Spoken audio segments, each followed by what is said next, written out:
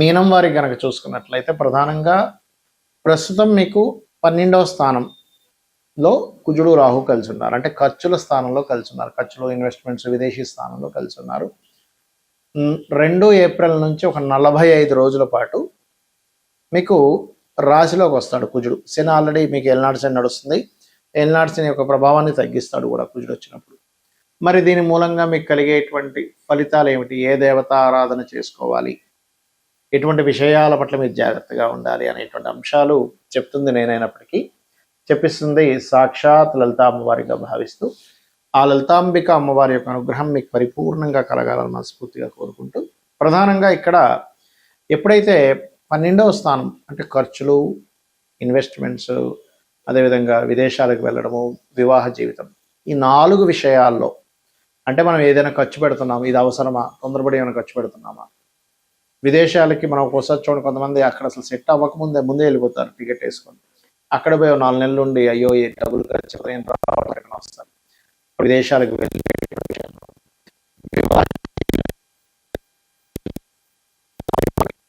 విషయాల్లో కూర్చొని మాట్లాడుకుంటే సాల్వ్ అయిపోతాయి. అలాగే మరొక విషయం ఏంటంటే ఇక్కడ ఇన్వెస్ట్మెంట్స్ చేసే విషయాలు, తొందరపడి ఇన్వెస్ట్మెంట్ చేస్తూ ఉంటాం. ఈ యొక్క నేచర్ని పెంచుతూ ఉంటుంది కుజుడు రాహు కలిసి 12వ స్థానంలో ఉన్నప్పుడు. కాబట్టి ఈ యొక్క విషయంలో జాగ్రత్తగా ఉండాలి. మరి రాశిలోకి వచ్చి జాయిన్ అవుతున్నారు కదండి, ఆల్రెడీ రవిశనులు ఉన్నారు. మరలా నెక్స్ట్ మనకి ఆ యొక్క కుజుడు వచ్చి కూడా జాయిన్ అవుతాడు. ఏంటి పరిస్థితి అంటే సింపుల్గా ఏం లేదు. ఇక్కడ మీరు అర్థం చేసుకోవాల్సినటువంటిది, ఎప్పుడైతే కుజుడు వస్తాడో రాశిలోకి శని యొక్క ప్రభావాన్ని తగ్గిస్తాడు. కాకపోతే ఇక్కడ కుజుడు ధనాధిపతి కూడా అవుతున్నాడు, భాగ్యాధిపతి అవుతున్నాడు, రవేమో 6వ అధిపతి అవుతున్నాడు. కాబట్టి ఇలా ఎప్పుడైతే ఈ డిఫరెంట్ ఎనర్జీస్ ఉంటుంటాయో ఇది తెలియకుండానే వాతావరణంలో కానివ్వండి, అంటే మీ యొక్క ఆలోచన విధానంలో కానివ్వండి, ఏదో తెలియని ఒక ఫ్రస్ట్రేషన్, స్ట్రెస్ ఇలాంటివి ఇస్తూ ఉంటుంది. అయితే దీనికి మరి ఏం చేయాలంటే సింపుల్గా ఏం లేదు, నవగ్రహాల్లో శని, రవి, కుజ ఈ 3 గ్రహాల దగ్గర దీపారాధన చేయండి. వీలైతే రాహుగ్రహం దగ్గర కూడా చేస్తే ఏమవుతుందంటే మనలో ఒక్కోసారి ఈ కాంబినేషన్ వల్ల చిచి ఏంటి ఇలా బద్ధకంగా ఉన్నాం, మనం మారాలనేటువంటి ఒక ఇది కూడా ఇస్తూ ఉంటుంది ఎప్పుడైనా 2 గ్రహాలు వచ్చి జాయిన్ అయినప్పుడు. కాకపోతే ఏంటంటే మీకు ఈ గ్రహాల యొక్క ప్రభావంతో 4లో గురువు ఉన్నాడు కాబట్టి మీరు ఒక్కొక్కసారి చూడండి, మనకి చూడడానికి చాలా అద్భుతమైన ప్లేస్ అండి, ఆహా ఊహా తీసేసుకుంటాం. తీరా చూస్తే అది ఏదో కబ్జాలో ఉండడం, దాని మీద ఏదో లీగల్ ఇష్యూస్ ఉండడం జరుగుతూ ఉంటుంది. కాబట్టి ఏదైనా వస్తువు కానీ, వాహనం కానీ, గృహం కానీ, స్థలం కానీ, ఏదైనా ఒక కోర్స్ తీసుకునేటువంటి విషయాల్లో కానీ, తల్లిగారి ఆరోగ్య విషయంలోని ఖచ్చితంగా మీరు జాగ్రత్తగా ఉండండి. అయితే ఇదే కాంబినేషన్ మీ పర్సనల్ చార్ట్లో ఉంటే ఏమిటి అనేది తెలుసుకోవాలి. సర్వసాధారణంగా కుజరాహు ఈజ్ అతి కోపము, అగ్రెసివ్ నేచరు, హైపర్గా ఉండేటువంటిది, శక్తివంతంగా ఉండేటువంటి కాంబినేషన్. కుజ శని కూడా అంతే. అంటే ఏమిటి, కర్మకారకుడైనటువంటి శనికి మన ఎనర్జీ కారకుడైనటువంటి కుజుడు కనెక్ట్ అయ్యాడు. సో కర్మ ఈజ్ ఎనర్జెటిక్ కర్మ, అగ్రెసివ్ నేచర్ దీన్ని ఇస్తూ ఉంటుంది. అయితే మరి అందరికీ ఈ యొక్క కాంబినేషన్ అనేటువంటిది ఇబ్బందే ఇవ్వాలా ఏమిటి అంటే ఇక్కడ మనం ఒక్కొక్క దాన్ని బట్టి చూసుకోవాలి. ఉదాహరణకి లగ్నంలో ఉన్నాడు అనుకోండి కాంబినేషన్ మీకు, అప్పుడు వాళ్ళ జీవులు అంటే వాళ్ళ యొక్క తత్వం అనేటువంటిది కంప్లీట్గా కొంత చిన్న చిన్న విషయాలకి అగ్రెసివ్నెస్ రావడము. హెల్త్ పాయింట్ ఆఫ్ వ్యూలో చూసుకుంటే కనుక ఈ యొక్క శని కుజులు కానీ కుజరాహులు కానీ ఉన్నప్పుడు కొంచెం బీపీ లెవెల్స్ పెరగడం ఇట్లాంటివి ఇస్తూ ఉంటుంది. ఇది ఒక్కొక్కసారి లగ్నాధిపతితో కలిసి ఉన్న లగ్నాన్ని చూస్తున్నా ఈ యొక్క కాంబినేషన్ ఇస్తూ ఉంటుంది, గుర్తుపెట్టుకోండి. అయితే ఇదే మనకి ఒకవేళ ధనస్థానంలో ఉంటే ఇక్కడ 2 విషయాలు చూసుకోవాలి. ఎలాగా అంటే ఒక్కొక్కసారి ఎవరైనా పవర్ జనరేటింగ్ రిలేటెడ్ ధనయోగం, పవర్ రిలేటెడ్ సంబంధంగా ఎలక్ట్రికల్ స్టవ్స్ కానీ, ఎలక్ట్రికల్ వస్తువులు కానీ, ఎలక్ట్రికల్ బ్యాటరీస్ తయారు చేసే ఇలాంటి వాటి ధనయోగాన్ని ఇస్తుంది ఇక్కడ. కాకపోతే కుటుంబ సభ్యులతోనే ఇబ్బంది అనేటువంటిది ఇస్తుంది. అదే 3లో ఉంది ఈ కాంబినేషన్. మళ్ళీ చెప్పని కాంబినేషన్ ఒకసారి గుర్తుపెట్టుకోండి. కుజరాహు కానీ లేకపోతే కుజుడు శని కానీ గుర్తుపెట్టుకోండి.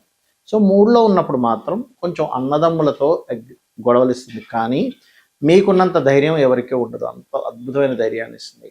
అయితే ఇక్కడ ఈ లగ్నానికి శుభులకి పాపులకి తేడా ఉంటుంది. ఎలా అంటే ఇప్పుడు ఈ కాంబినేషన్ ముఖ్యంగా కుజుడు ఎన్ని డిగ్రీల్లో ఉన్నాడు, రాహు ఎన్ని డిగ్రీల్లో ఉన్నాడు, ఆ లగ్నానికి కుజుడు శుభుడా రాహు శుభుడా, లేకపోతే కుజుడు శుభుడా శని శుభుడా అనేటువంటిది కూడా చూసుకోవాలి. ఎవరు ఎవరిని క్యాప్చర్ చేశారు, ఆ క్యాప్చర్ని బట్టి మీకుండే లగ్నాన్ని బట్టి కూడా చిన్న పిసర ఆ తేడా అనేటువంటిది వస్తుంది. అంటే ఒక గొడవ జరిగినప్పుడు మీకు లాభం కలగాల నష్టం కలగాల అనే దాని మీద ఆధారపడుతుంది.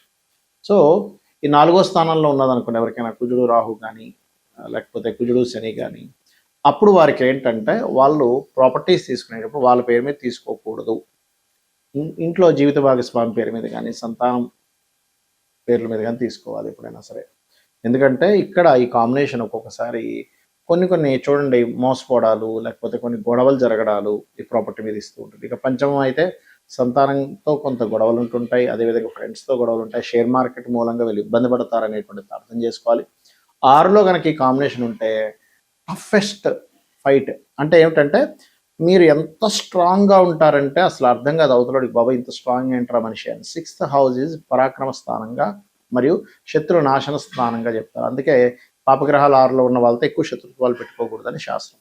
ఇక 7వ స్థానంలో కనుకుంటే మాత్రం జీవిత భాగస్వామితో వివాహం అయ్యేటువంటి అంశాలని పార్ట్నర్స్తోని గొడవలు జరుగుతుంటాయి.